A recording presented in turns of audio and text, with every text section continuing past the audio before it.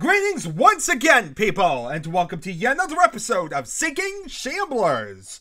So, the interesting thing about Electric Sheep is, while it's a level thing of an episode, none of the levels have any names whatsoever. They're basically just named outside the level, and really, they don't really have a name outside the level. It's just Electric Sheep 1, 2, and 3, at least by the file names. So, needless to say, this one is mostly just, as said, intended to be one level that was really separated apart. So, needless to say, we don't really get much of a proper name here or anything like that. There's really nothing to really even cover outside of playing the level themselves, because at this point, they were all made to be part of the same level. We already have the story from the first one. So really, at this point, we're really just moving forward and, well, now kind of seeing what else there is. So, yeah, let's load this thing up. There's really not going to be much introduction or description for Electric Sheep 2 or 3.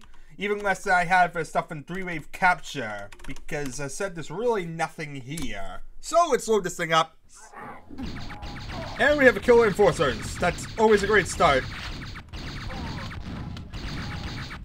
I have no idea how this has any links to the previous level. We just dropped through a hole, and next thing I know, we're here. Try not to die. Okay, I tried to hide behind here. At least it's infighting them.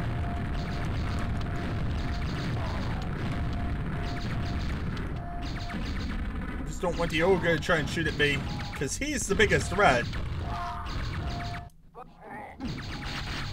Okay, we'll get a bunch of shells at the beginning. Where'd that ogre come from? Did he like teleport in or something? Yes, he did. You kill one of your enforcers, and basically he appears. I see. He's a lot more painful than the enforcers. I wonder if I should, like, keep him alive or something. May sound weird, but at the same time, the ogre's a lot more dangerous to me. Then again...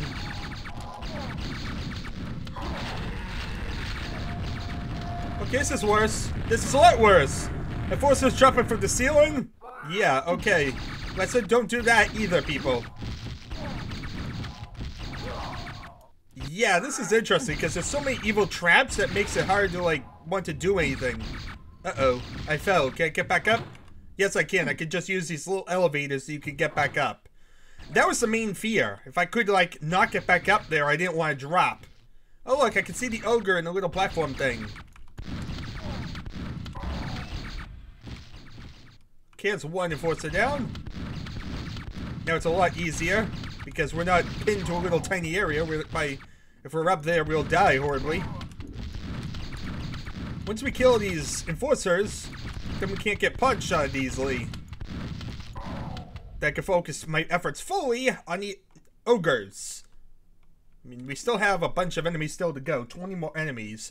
But at the same time, this level so far seems rather small because that's a bunch of ogres right there. So let's take care of this ogre. Okay, this doesn't seem to work too well for me. Oh look, Scrags!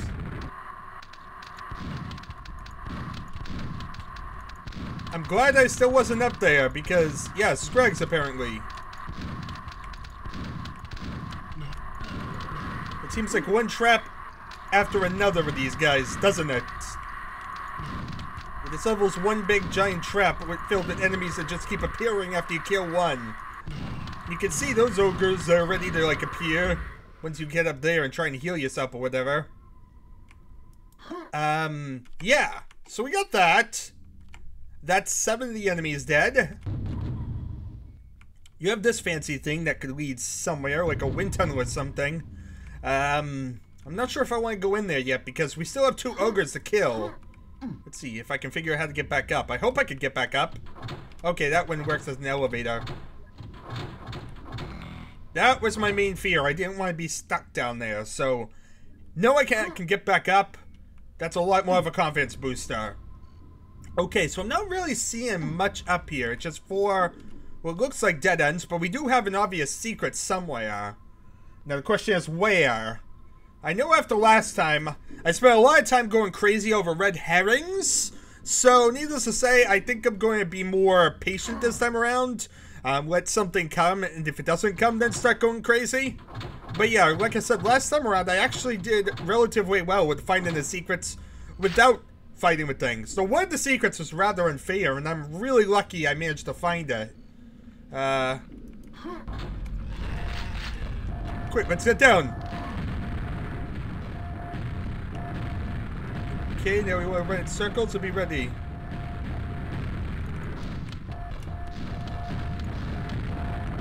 Because we need to fight these ogres off. Trying to just avoid getting pot-shot by these ogres. We don't need to die right now. It's kind of hard not to when you only have 18 health. This level hasn't been nice to me, people. Wait, what the? Elevator? Okay, I think that's just leading back to a way up. Don't care about that. I want to not die right now. I got one, but then he got me. Okay, but now we luckily have an idea what we need to do. And that is, of course, a lot better. That allows me to actually beat this level.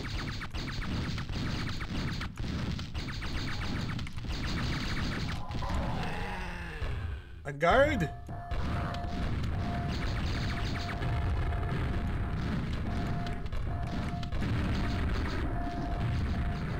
Okay, this is lots of death still. But if we can keep evading.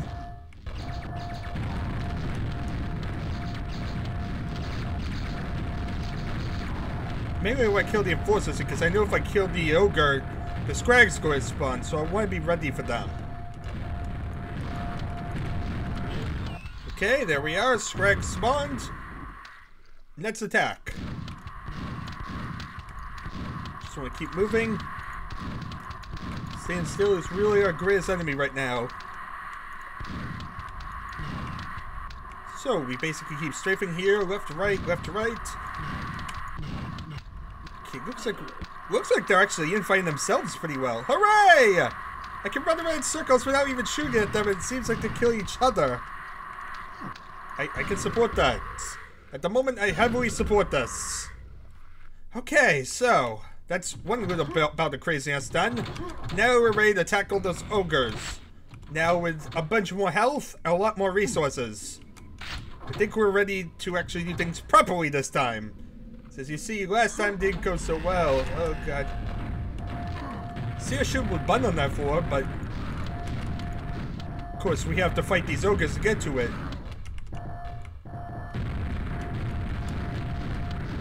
To fear you must face me. Big fat ogre dude. Jermiro sound cool. Then Jermiro left, of course. And apparently an ogre dude moved over to his property. Let's see here, that's one of them. Another one. Also got all of the visualization errors in this level. Like, there's constant issues with seeing things. Wonder if those platforms actually have anything on them. Oh god, more things trying to kill me. I should have realized. Enforcers and scrags, of course. This level is just one giant trap filled with things trying to kill me. I've even left the first room, people. It just, everything's trying to kill me in one room. Okay, it's 11. We're also running low on ammo, that's not good. Okay, at least get that one. But now we're out of ammo entirely. Great. Let's see here. Let's try and move quickly. We gotta strafe left. This isn't gonna work too well for me. I'm gonna get pot-shotted. Let's see here. I need to lure him away. If I can get a little bit of distance between me and him, we can at least try and, like, get up quickly. Okay, that didn't really work too well. For some reason, I wasn't even able to aim at him at the right moment. But luckily, still got him.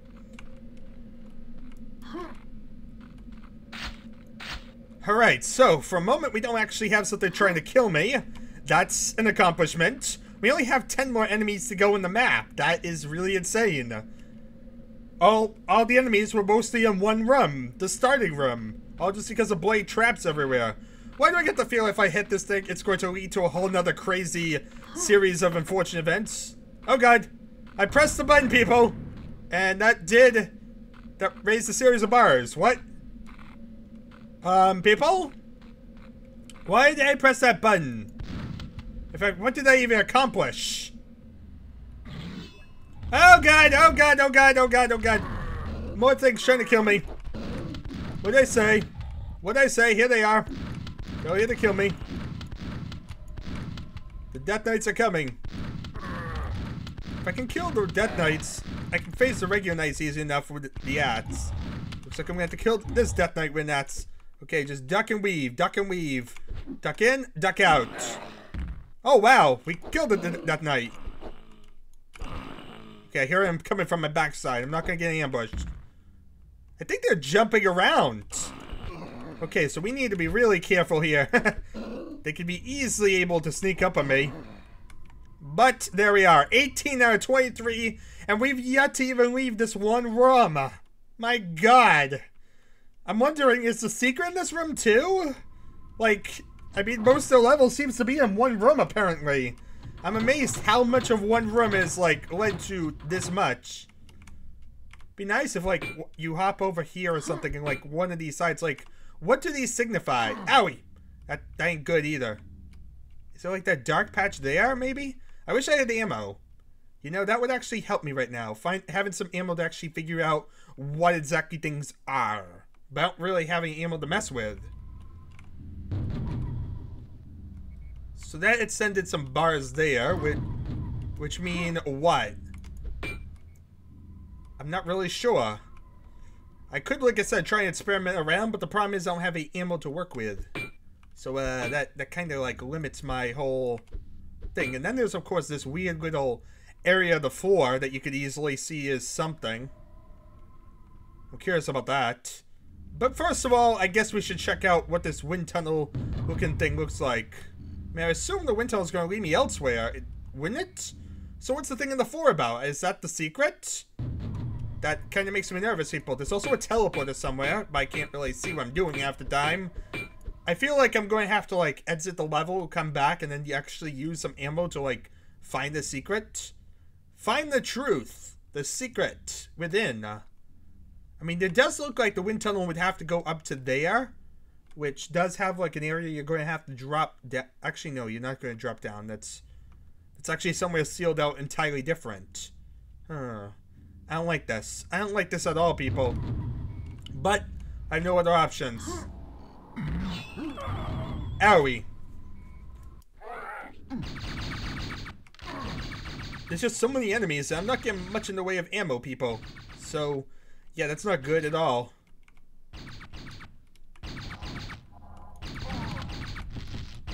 I wonder why I get so bad in ammo. Is it really because they don't give you much ammo to kill things?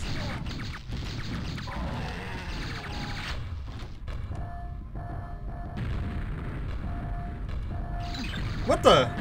I found a secret area. How in God's name did I get this open? How in God's name did I get this open, people? I don't even know what I did. But okay, secret. With red armor and health. Now I'm confused. That was a weird way to open a secret.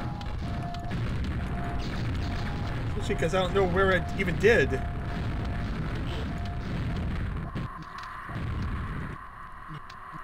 Yeah, it feels like that was just really random. I'm going to have to definitely figure out in the future what I even did to get that secret open. Because I didn't think I hit anything different.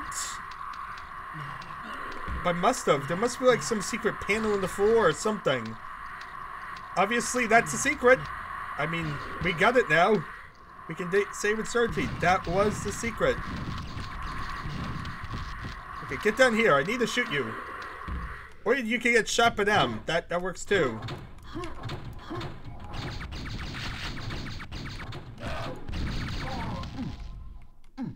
Oh god, this hole in the floor is going to make it even more lethal for me to get pinned in though. Luckily I do have lots of armor, so that's a lot better than having no armor like I did the last time around.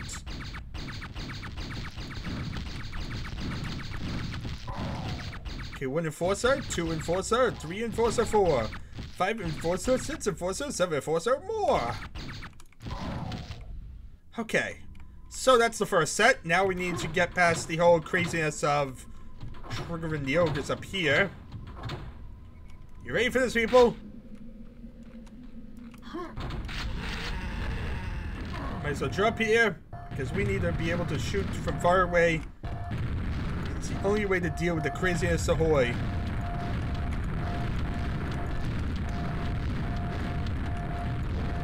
Okay, one down.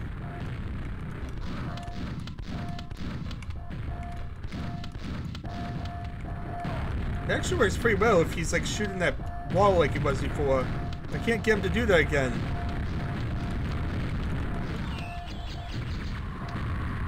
Okay, but no deal, because at least now we are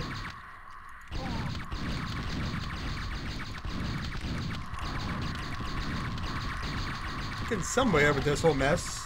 Not really sure where. Did I get more ammo from that seeker as well? I don't think so, but it seems like I'm doing better ammo-wise than I was last time. That's something. Like I said, we'll have to definitely figure out what's going on after this fact. At least right now I'm figuring out what this is and what the level's about here. Okay, so that's that point. Now the question is, what happens if I win a wind tunnel before I do all this? Because it feels like almost like a sequential thing, whereby you are expected to do all this, open up like the wind tunnel bar thing. I mean, you open up some bars there. Does that like have any significance? Like before, would you actually like get stuck or something in there? I don't know. Yeah, you have some bars over the top of the wind tunnel. Okay. So yeah, that blatantly shows that you couldn't really get up. Wonder if you get stuck in there. I'm not going to try it right now, though, people. I might in the future just to see what happens. But, yeah, that is obvious that you can't really get forward. So now I opened that up, and we're ready to face off against some Death Knights. With the valuable animal stocks. Okay.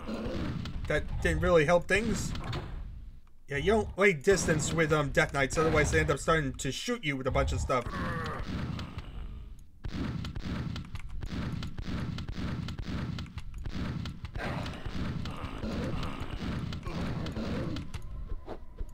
Okay, on guard, on guard! Okay, so there's that. 18 out of 23.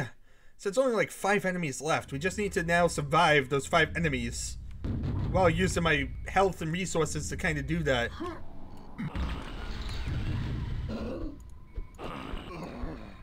Okay, one down. Something just teleported somewhere, I think. But at the same rate, I just killed the one real enemy I had to worry about down there. That really was just a way to like link the in-betweener. So it's not like I could exactly do much down there at the moment anyway. Nail ammo. Then again, I don't have a nail gun. Yeah, normally you'd have like all the resources from the previous level here, but we don't exactly have that because we just kind of started scratching. Oh god!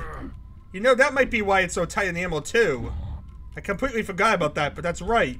Because we're starting from iron mode with each level, and because they expected me to have the ammo from the previous level, that doesn't really help me out here, does it? Yeah, normally you'd have red armor, you'd have a lot of resources. Here we have nothing. We're basically just trying to work with nothing here and survive. Operation Do Not Die, which is definitely quite the interesting little challenge.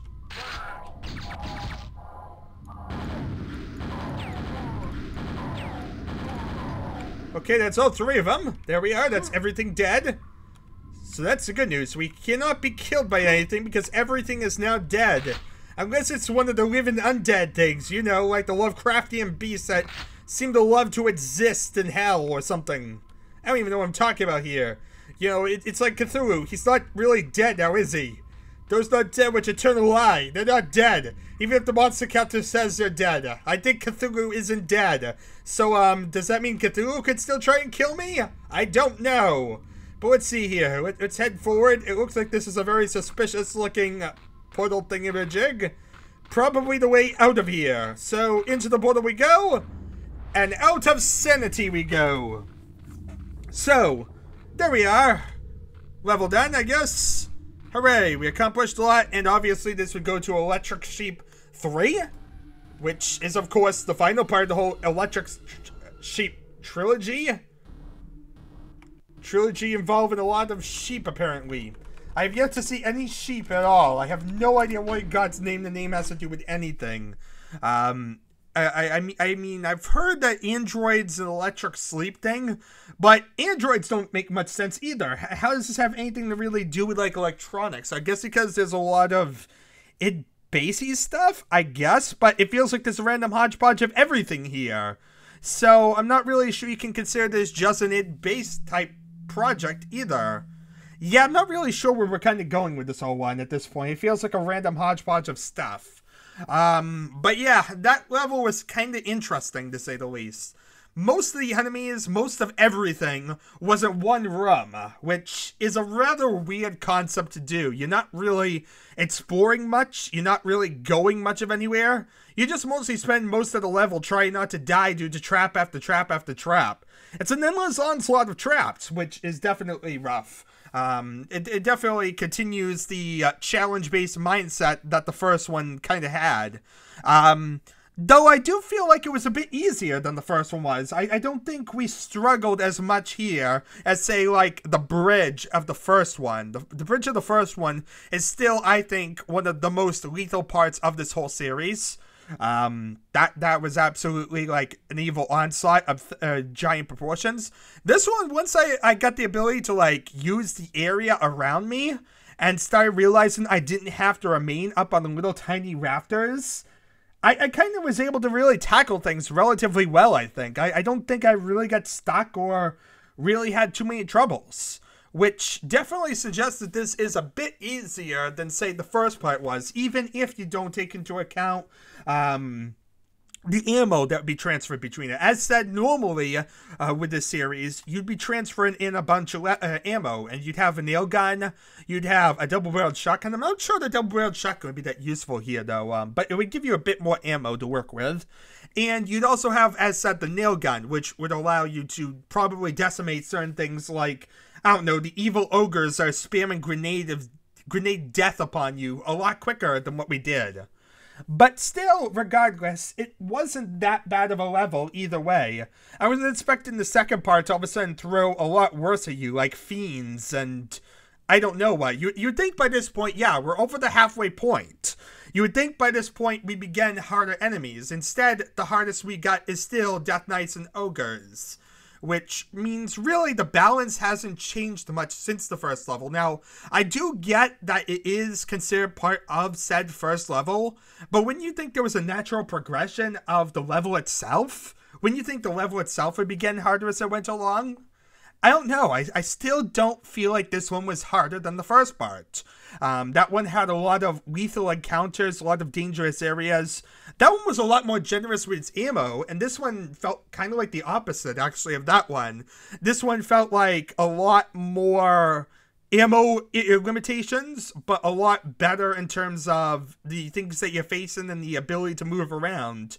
That one, on the other hand, was you had plenty of ammo. It was giving you the ammo out left and right like candy, but at the same time you had zero health or ability to like restore yourself whatsoever, and every fight was like extremely lethal and able to tear down your health quickly. So it's rather a different mindset, I think. It definitely felt different. And I'm not sure it really was for the better. I think I preferred the style of the first one over this one. This one wasn't really too bad. I definitely wouldn't say that. I can't think of anything that was really horribly flawed here. The trap-based system was different. It was interesting, at least. I feel like I prefer a level whereby you can get some sort of exploration in. I feel like something like this ended up getting very, very tiresome very, very quickly, because we didn't really go anywhere. We spent most of it in a room. And I don't know, I'd rather be able to at least travel through like a bunch of different areas, see a bunch of different sites, than essentially spend my entire time. Because even after we went through the wind tunnel, it was basically like a E2M5 based situation whereby you end up on a balcony overlooking the area you were before. So it's still that idea of not really progressing anywhere. So, needless to say, the entire level felt like we really didn't do much of anything except deal with a bunch of endless traps, which is a thing. It definitely is a bit different and something to look at, but it definitely felt like we were making a lot less progress or really exploring as many areas. While the last level felt like it had a lot more going on there. Combine that with the fact that there wasn't a lot of detailing here, there wasn't a lot of like interesting stuff. Like, the first level felt like it had more at the beginning with the detailing work. Like, we started out the level with dumpsters and trash cans, flickering lights that were, like, broken.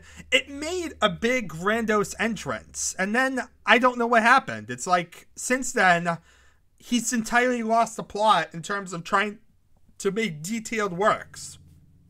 I mean, what happened to all the custom textures you were using? All the, like, the broken windows and different things you were at least going through within the first part. This one just kind of felt there. Like, it felt like a bunch of normal textures thrown together in a weird hodgepodge. Which could work, but at the same time definitely felt less detailed and less involved than, say, the first part was.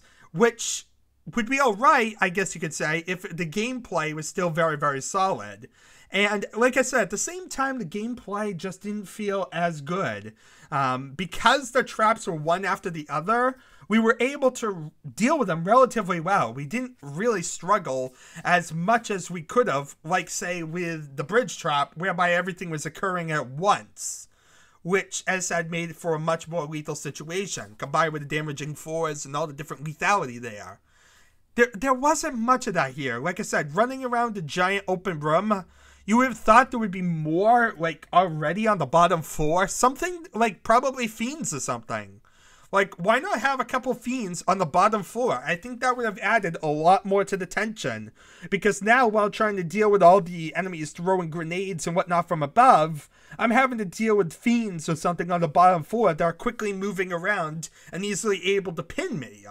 That would have probably changed the dynamic tremendously. Just by adding one enemy, like, maybe like 3-4 of them, and we'd basically be there and have like a good, basically, battle going on. But without that element, you were able to easily focus on the balconies above and kind of conquest them. As said, if you were forced to stay on the rafters, or if there was stuff on the areas below, it might have worked better. But as it does, it felt rather anticlimactic. It felt less like the intense thing that the first part was. It still had some challenge. I still would say it's more lethal than, say, your normal level. It definitely had that going for it. Each battle here definitely felt like it had still a lot of consequence. There still wasn't much in the way of resources. So it still definitely had the same mentality there. It just felt a lot easier than, say, the first part even. And of course, the first part wasn't as lethal as, say, something like Hello or something like that. But who knows, maybe this has been like the slower middle part before we have our absolutely daunting final part or something. Maybe like the final part's going to come back and make it an absolute nightmare to get through, and every enemy is going to be like a shambler now. That'd be pretty interesting. Yeah, make it like Hello Terms of Evil, and make it so I'm stuck here for the next 3 weeks or so trying to fight one level. That would be interesting. We need more of those. Definitely something grandiose and complex and difficult. Not due to the puzzles, but due to the enemy encounters. I think I'd be rather impressed by seeing something like that. So maybe that'll be the case, especially if they're expecting me to have a certain amount of resources at this point, which, of course, by doing iron modes, we don't have. Anyway, that's really this level in a nutshell. Nothing really much to say there. Anyway, thank you all for watching. It's been an adventure, I guess. There's really, as I said, not really been much adventure. But I shall be seeing you all, well, next time.